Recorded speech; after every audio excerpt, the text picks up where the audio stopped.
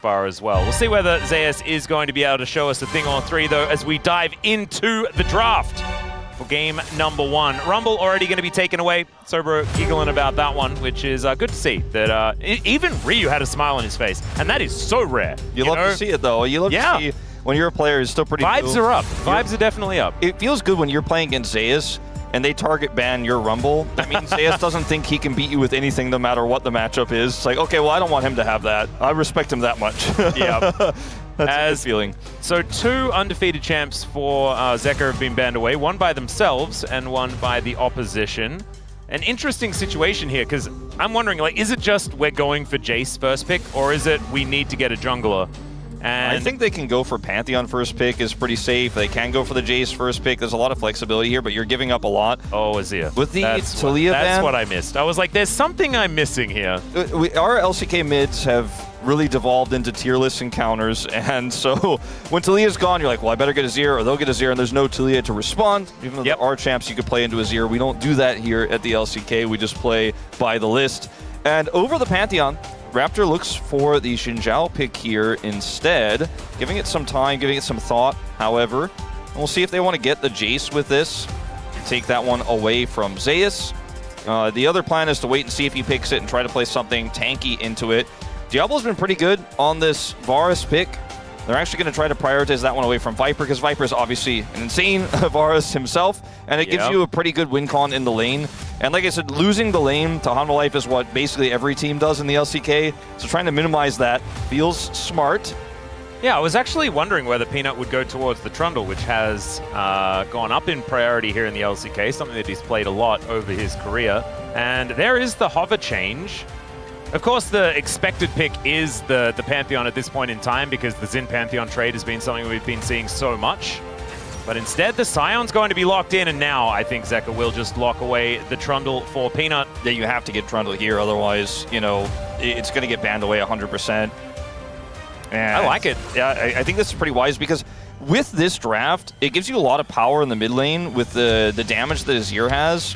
And we knew the Ahri was likely coming with the Xin Zhao lock-in here. So what you get with... Okay, this was not expected. Yeah, it's going to be Ahri. Just a bunch of ladies being hovered for a moment until the Ahri. Because if you go Pantheon, then you need to have like a winning side lane in the top lane. You already have a strong side laner in the Azir and a lot of damage there. And this offers a lot of different front-to-back compositions here for Viper to play through as well. It's hard to target ban Viper now in the draft. Sure, you got the Varus, but there's so many champions that Viper can play with a front line here. So the Senna being one of the scariest ones, so that's going to be the first one they take away, but you can't stop him from playing everything that is strong in this meta. Yeah, I think Senna Jhin are probably the bans if you just want to get rid of what Viper wants to play right now. Although, actually, no, I think a hyper carry would be good. Yeah, with the Scion Trundle representing a lot of damage. You could even play like Jinx Lulu, and it feels really good with this draft. Like, there's just too many options here. I didn't think about the Jinx. The Jinx actually can match range relatively well, although it does still have a rough time into Varus just in general. A lot of champions do. It will have a bad time. It's not going to win you the lane, but it's so good for late game team fights.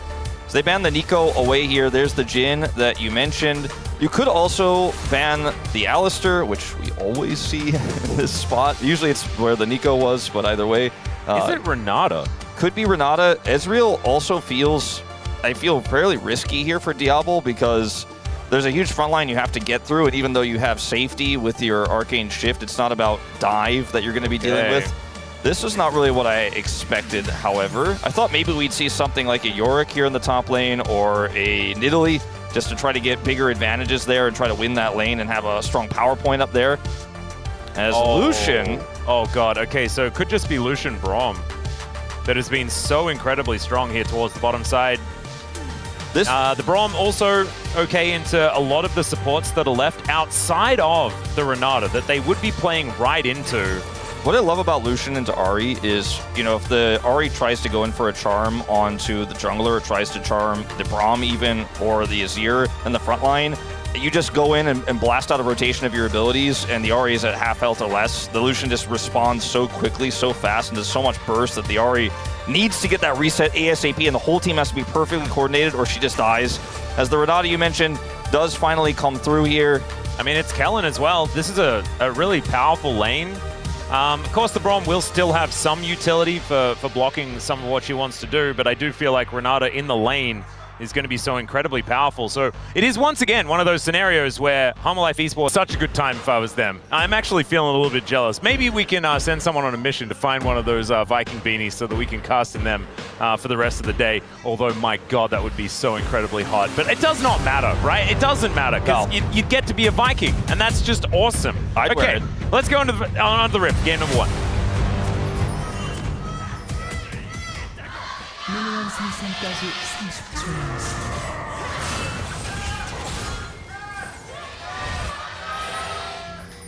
All right, here we are, ladies and gentlemen. We unfortunately do not have Viking beanies, but what we do have is the will to buy them if we find out how. And that might be enough to get us through the day. Wolf, what do you reckon?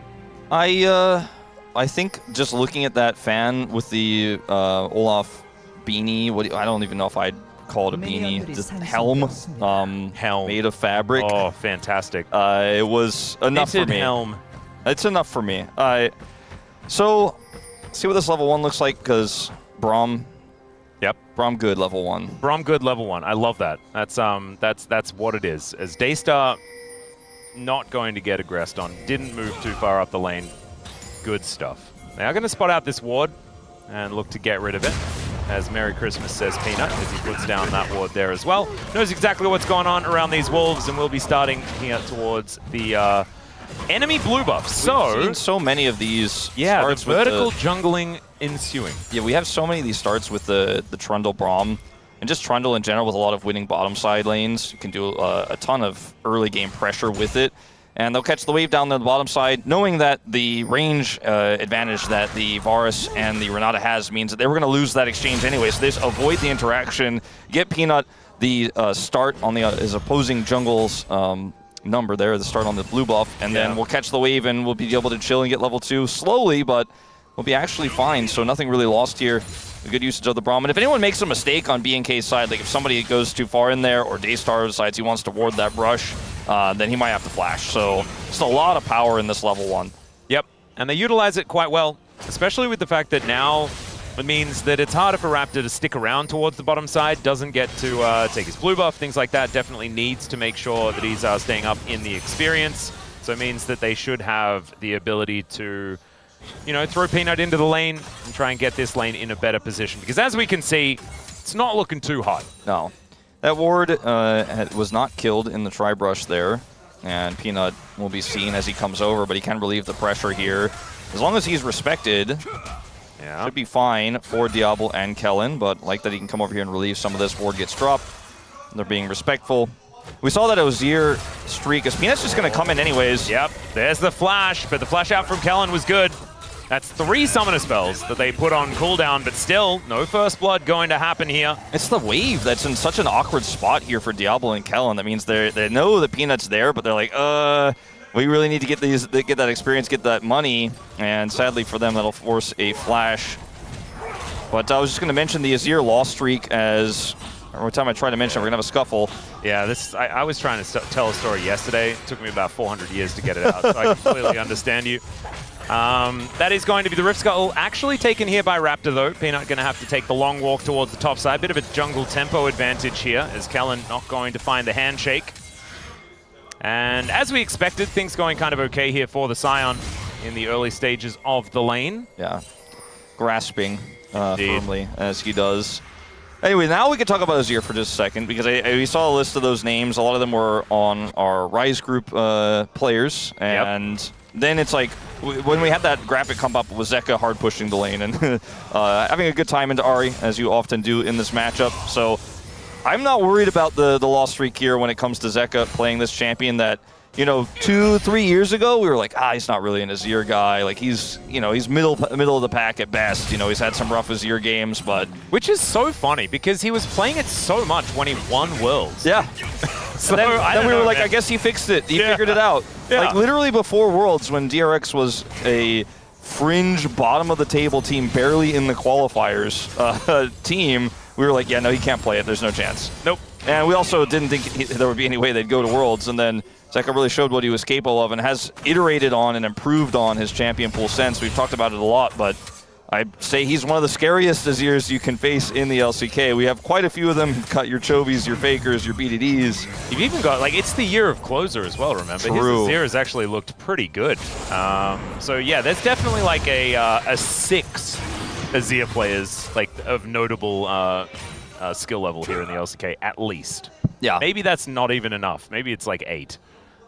Which is almost everyone, which is very, very silly. Here you've got Viper and Delight just pushing up into Sobro. We'll see whether it is going to be a plate going on over, as Peanut is trying to set up for a dive here, and he just walks on in, puts down the ground, and there is the concussive blows. They'll just get the flash out from Sobro and go about their business, and maybe just look for a redive as he does dodge out of the way as Viper picks up the turret aggro. Sobro outplays him, and that's going to be first blood going over to BNK FEARX. Bit of a miss there. The turret aggro swapping over as Delight takes it first, and they go for the redive, and Peanut has a ton of health, but Viper picking up the aggro is just the end of that. He also dies, tries to dash out of it, but does not get out of the aggro range in time. I suppose maybe if he had flash dash there, he could have gotten out of it. The dive would have failed, but just an awkward situation all around as Delight takes the aggro first to start setting up the concussive blows here. And Sobro is just stunned, flashes, and that could have been the end of it. Yeah, it could have been fine. It could have been just take a plate and then like Viper, and then run away. He aggroed first before Peanut there. Yeah, that was Peanut the didn't problem. pick it up at all. Just mistimed the follow-up, and he just dies. Well, Peanut says thank you for your sacrifice as he goes to take the enemy Krug camp before going home, so at least there's that, you know. Haha. Still, HLE going to be even in gold, things like that. Laning phase going just fine here for the squad, but certainly for Sobro, this is fantastic news because you can see he's falling so far behind.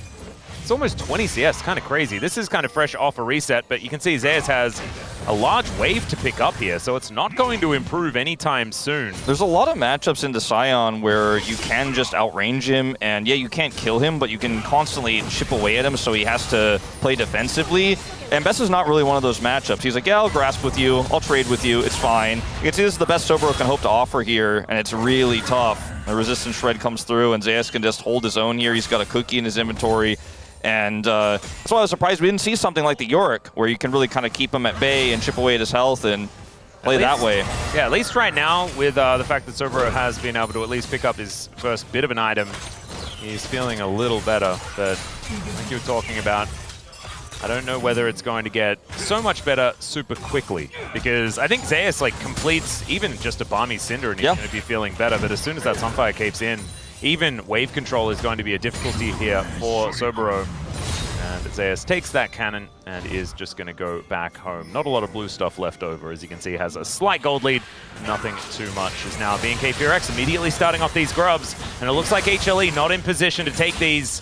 They also got the dragon, so this is going to be very close to feats of strength going over to them as far as these objectives are concerned. Yeah, and a good start.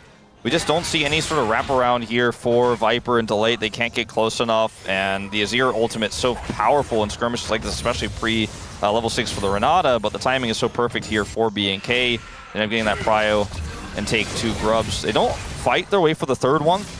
Just going to leave that one up and available. I suppose Raptor could come back and look for it if there is no sort of grab on that one from Peanut. A bit bizarre, but they just wanted to play it safe.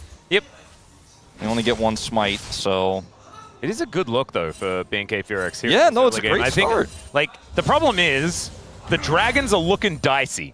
Like, I know Orcs is here today. He has an absolutely adorable cardigan on as well. You guys should definitely get ready for that on the space.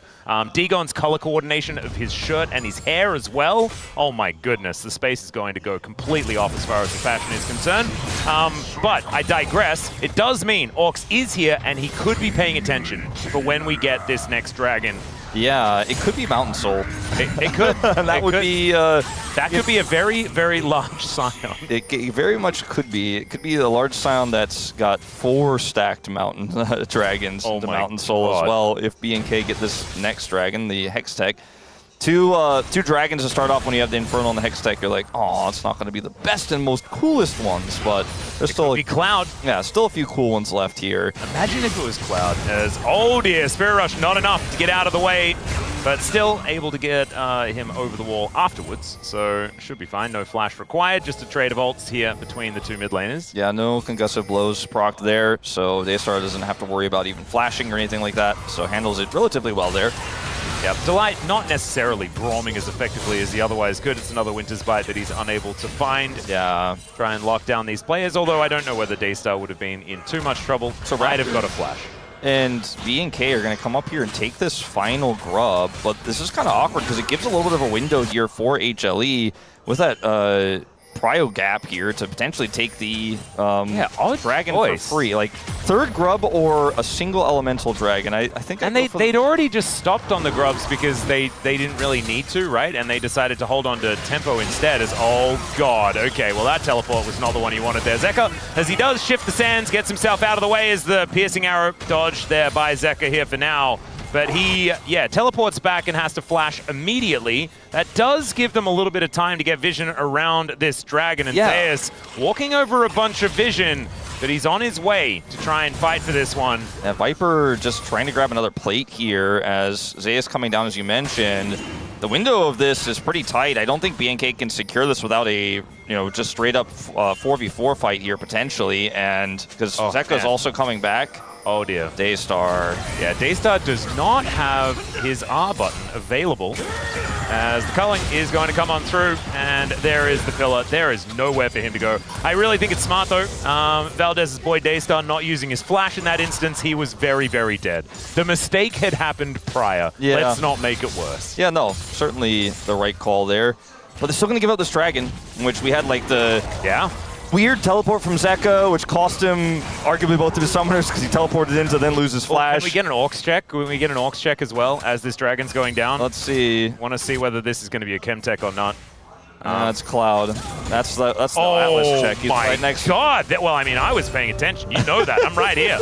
I was calling for the Orcs check, That's extra layers of attention. So here we go. This is a banger day as far as dragons are concerned. It's pretty good for both teams, the Cloud Soul, and it often is. The movement speed, of course, very useful on the map as well for rotations. But do you know what I love?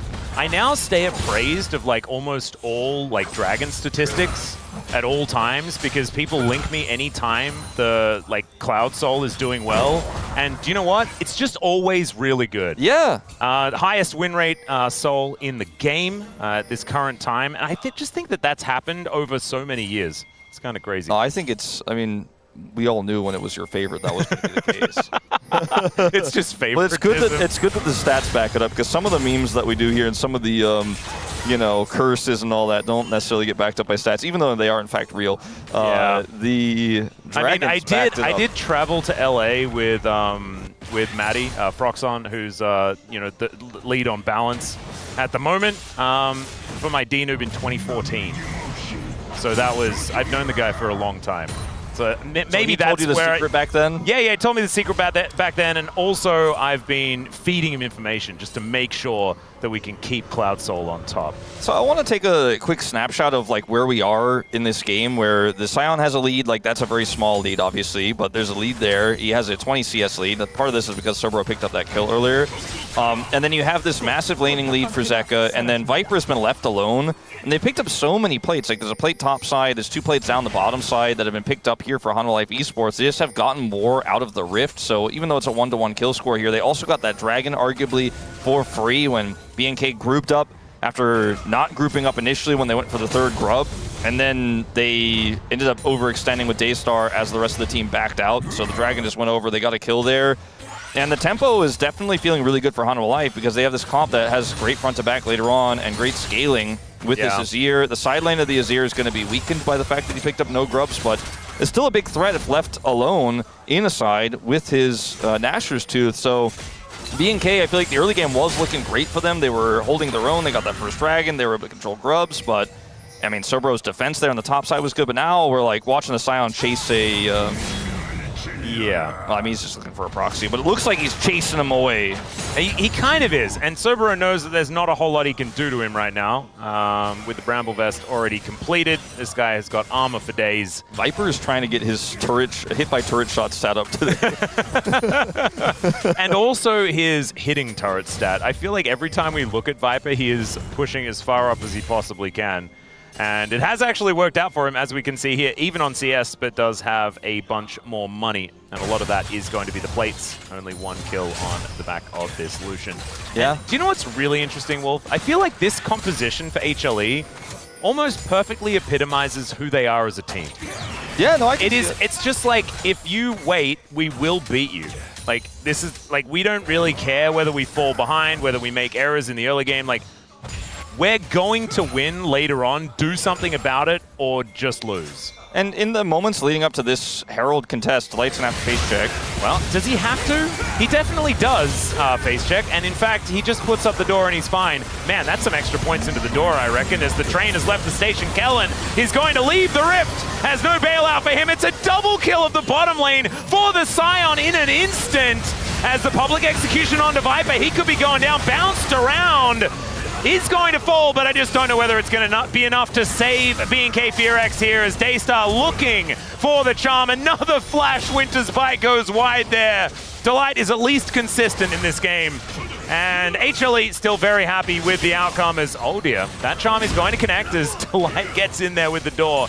Just stop Zeka from taking that damage. Without Peanut, they can't go directly into this Herald easily. Raptor is also down, but low health bars here. Zeus is going to have to push this wave out first, and I think they should eventually be able to secure this, but it was not the fight they were looking for. The key thing about this I was going to mention right before was Viper pushed the mid wave out, right? Delight picks up Locket. So Delight actually has Locket. He has that big advantage when he goes in for this face check, has his door up, has his ultimate here, and he's just happy to go in and tank it because they knew they were there. They knew they had the numbers advantage. Sobero was still showing bottom, and Kellen gets deleted here. Sobero goes in to try to turn this play, and yeah, I wasn't going to get super deep into that, but Raptor does get ulted in, tries to turn on to Zeus, but Zeus is super tanky. And yes, Viper was on the wrong side of the fight, does get taken out here, but was never going to be an extended fight you could win here at this point for BNK. Daystar narrowly avoids that Winter's Bite, but like, Delight got the Locket, they were set up, they were like, all right, we're going to force this fight. I know they're likely in this bush, and we're ready to just pounce on them because Braum can tank it. We can just ult them and then turn with Zeus coming in with his ultimate. Like, I feel like even though they couldn't see, they knew everything. Well, Daystar is able to use his ult to get out of the way of the Scion, but that was very scary. And yeah, this could have been way worse for BNK FEARX. I think I oversold it as far as a win for HLE just because of the shenanigans that happened immediately afterwards. Rift Herald does come on through though. That is going to spell the end of this outer turret as Diablo takes a full culling to the head. And now Zeka is going for a bit of a drive. Peanut turns up, finds Daystar yet again. Remember, doesn't have the ulti. And the Azir is coming in. My God, the drifting on this man. Just swoops onto the turret, takes it down. And now it is Zeus's turn. All right, checking the brush there as well. Man, HLE is showing off. Have they been taking driving lessons from Peanut? Because of his cool motorcycle driving that he had that season, that one time as Raptor's dead.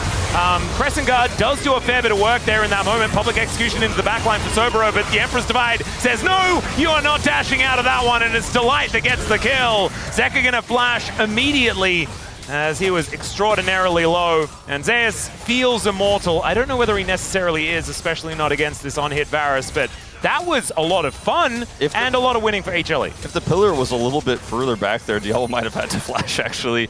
But watch the damage that comes out of Peanut here when he goes onto this Ahri. Like, it's actually, he gets charmed. He's like, yeah, I don't care, drops another pillar. My ults, chomps, and autos, goodbye. It was just like, goodbye. Basically a solo kill. Like, Zeus hit him before that, but I mean, by all intents and purposes, a solo kill there. And then this is the front-to-back fighting that you can do with this comp. And like I said, when Sobero goes on to Viper, he's like, ooh, I kind of don't want to be here. I'm stuck in here. There's a lot of damage here. And when it's this disjointed, it's not really truly the kind of front-to-back team fight I'm talking about, where we're going to see on objectives where, you know, 5 champions on both sides start off a fight. But when it's broken up like this, I mean, BNK do fall like dominoes.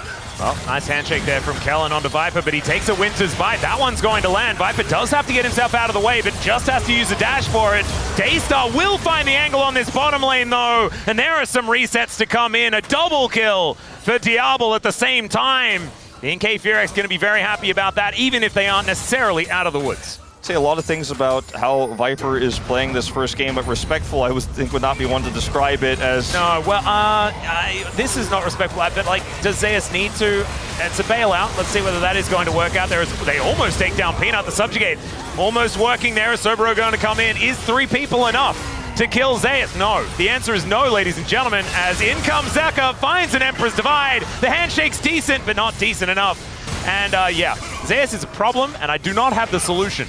You know, this is like fast and light technology, you know? Like, how do we get to that? Well, maybe it's just impossible. I just don't. Maybe it is. Because this was, like, not necessary from Viper to play this like this. Delight gets left out to dry, then Viper gets charmed, and, like, not entirely sure what we're doing here. I guess the idea was Zeus can TP at any moment if it goes sour, if it takes us too long.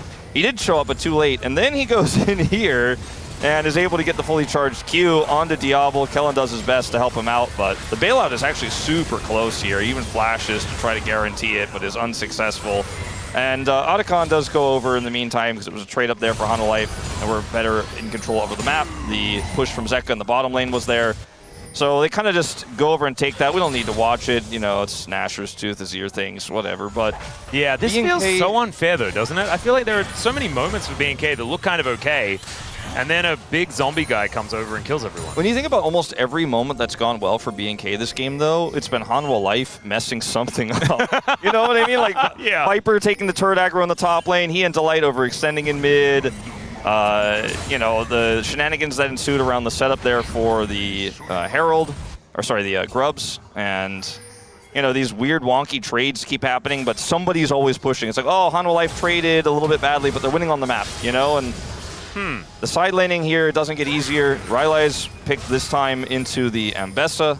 Yeah. More common, but he'll have the Leandri's third, and then he's really going to start hurting anyone he interacts with, even for a moment. Yeah, and like right now, it's so hard. Nash's and the Rylai's means that if Zeka is discovered in a side lane, he's also got the Merc Treads as well, so if a Charm comes in or something like that, he's not going to be as worried about it. But he just kites so effectively. You can't really take him down before the rest of the team can respond in most cases, which is already an issue. Oh, Delight, that was sexy. I think he got the steal, right? I did see money come up over his head. All right, Raptor going to split the fight here, but the door is doing so much. Public execution into the backline as Sobero finds Viper. They execute him, they take him down. Remember, the Scion still exists. Zeka trying to get the DPS down, but he will fall. And Peanut, the next one, just throwing this club into the opposition. Diablo doesn't get bailed out. And it's so far a 2 for 2. The disengaged cone going to come on through there as Zeus. He doesn't quite have the keys to the train right now, and he only has like 700 health. Let's see whether that's going to be enough. Soul Furnace comes up, and he will explode, but there's 1,090 gold for Sobero. That's a lot of money.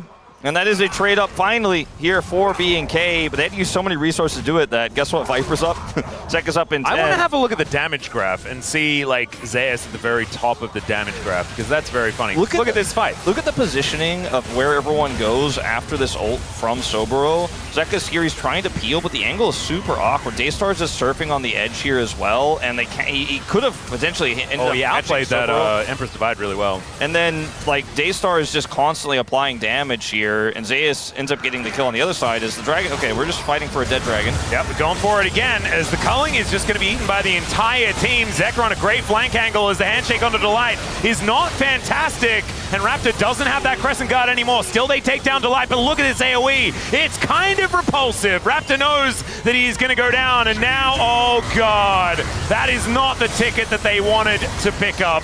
As Zeus will find the angle, the flash forward from Kellen. He will be able to take down Viper here, who's just really not having his most fun day today.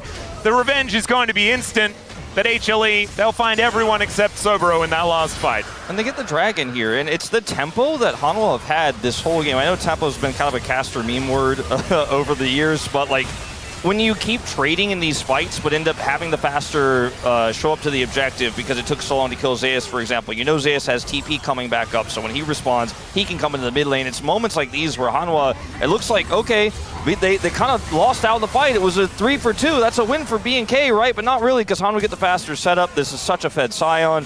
He TPs in. Kellen gets the kill here, which means it's not really gold that going to anyone that's relevant in this game. And HANWHA Life get another dragon. They keep that map control. They keep that side lane control. They've taken so many plates. And Zeka's really such a force to be reckoned with in this game now. I mean, he's hard to lock down. He is hard to escape from. Oh, well, Emperor's Divide is... It's easier to escape from when you are the Foxy Lady and you can just turn into a fox and dash away. So that's going to help out. Still, they just trade ult for ult, and I think that that's what they were looking for. Every time Daystar has been without ultimate, he has died like a minute later. And last time it was Peanut walking up to him and hitting him with a club. Yeah. Like, and there was nothing he could do. BNK have a ton of pry up for this Baron right now, but it's not going to last. Zeus is going to clear this top wave out, and the rest of the team is rotating over. That mid turret being full health here is such a problem for BNK, because even when they clear waves, the turret just says no, and then they end up getting the group up there. So I don't think there was any world where they could have done a 25-minute Baron, but all right, it's time to engage onto the Scion, and maybe it's going to work because Diablo is able to just get all of these blight stacks on top of him.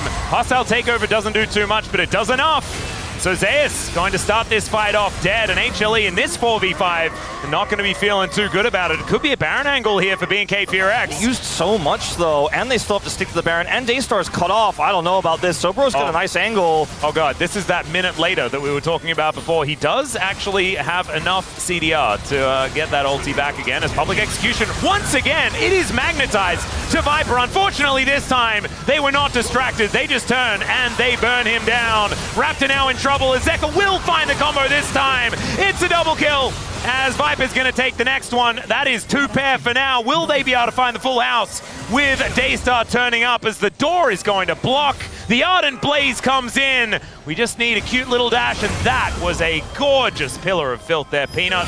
Beautifully done, and there it is. That's the full house, even if it isn't necessarily official. Remember that story I told about Ambessa ulting onto the Lucian and then getting ulted by Peanut and then disappearing? That was a theoretical world where that could have happened, and then it happened in reality there for Sobro in that last fight. And it happened as you predicted. You know, sometimes the lab experiments in real life are kind of similar.